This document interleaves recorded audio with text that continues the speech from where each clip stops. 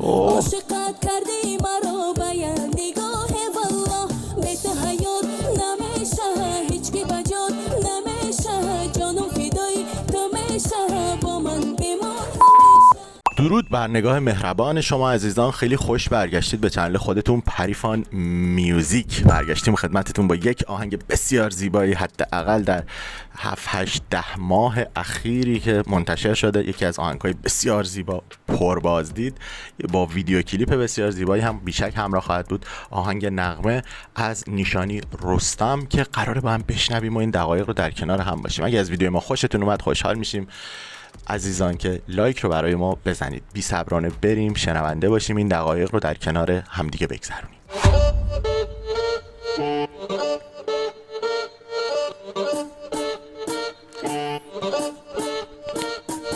ای بالا شو خوب بالا مرا کردی مبتلا عاشقت کردی مرا باید نگاه والله بهت حیات نمیشه هیچ کی بجات نمیشه جانم فدای تو میشه با من بمان همیشه.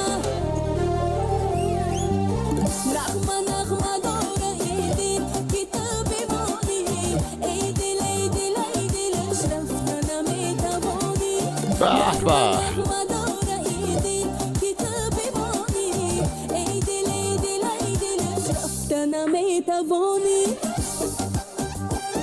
به یه عاشقانه جذاب، یک آهنگی که مخصوص مجالس شادی و انشاءالله مراسم‌های عروسی، شادی، جشن‌ها پربار باشه با همچی آهنگ‌هایی و یه ویدیو کلیپ بسیار زیبایی که حالا از طبیعت هست، از این انگورهای زیبای یاقوتی، ما به این انگورها حالا میگیم انگورهای بسیار زیبا و خوش طعمی که به این حال و هوای عاشقانه ای داده دیگه به این ویدیو کلیپ. و یه ویدیو کلیپ بسیار زیبا، بانو بسیار خوش صدا هستن. فکر کنم قبلا ازشون ریاکشن داشتیم، خوشبختانه با اون سبک و سیاق ساختاری خواندنش آشنا هستیم و برای ما دوست، برادر، خواهر، همسایه، همراه، همتبار، ایران و تاجیکستان زیبا، ایران و افغانستان و تاجیکستان زیبا، این سه کشور فارسی زبان همیشه یک همچین ملودیایی آدم عشق میکنه میشنوه واقعا. به به به. و بانو هم که بسیار برازنده، خوش لباس و جذاب.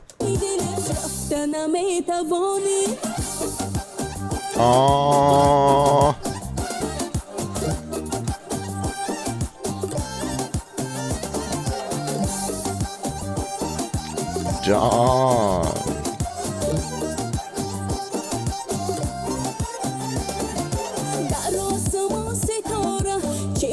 اشاره داره به ما که نور عشقت بباره وای بباره بهت حیات نمیشه هیچ کی بجات نمیشه جانم فدای تو میشه با من بمان همیشه.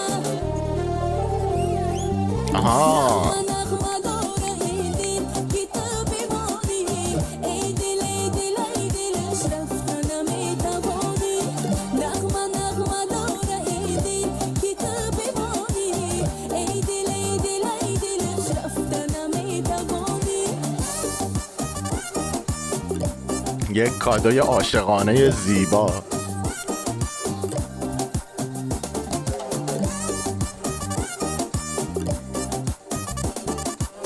آهنگو ببین. نغمه داره ای دل ای دل ای دل ای دلش نغمه داره ای دل که تو بمانی ای دل ای دل ای دلش رفت نمیتوانی. نغمه داره ای دل که تو بمانی ای دل ای دل ای دلش رفت نمیتوانی.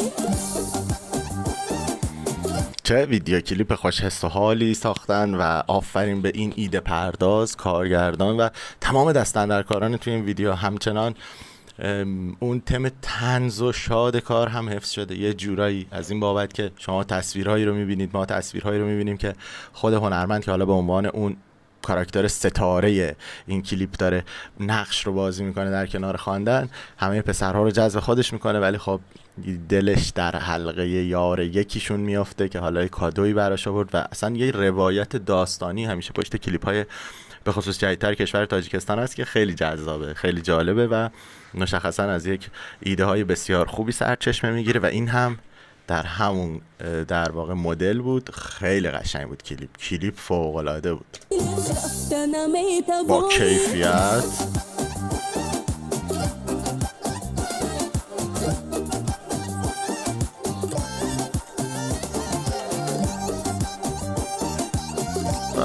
به آهنگو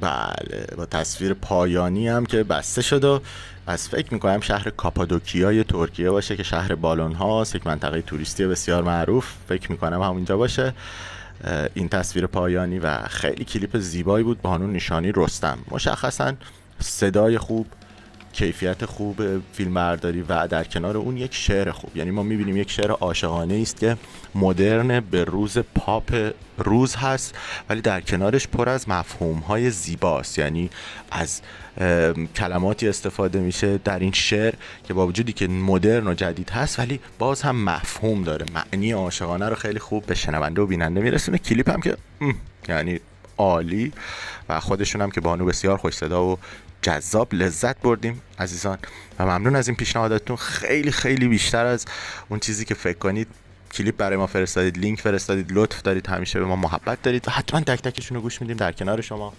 و امید که پریسا هم میاد اینجا بیشتر و بیشتر گوش میدیم در کنارم. سینا و پریسا دو برادر و خواهرتون رو فراموش نکنید، لایک برای ما بزنید و به امید دیدار. خدا نگهدارتون.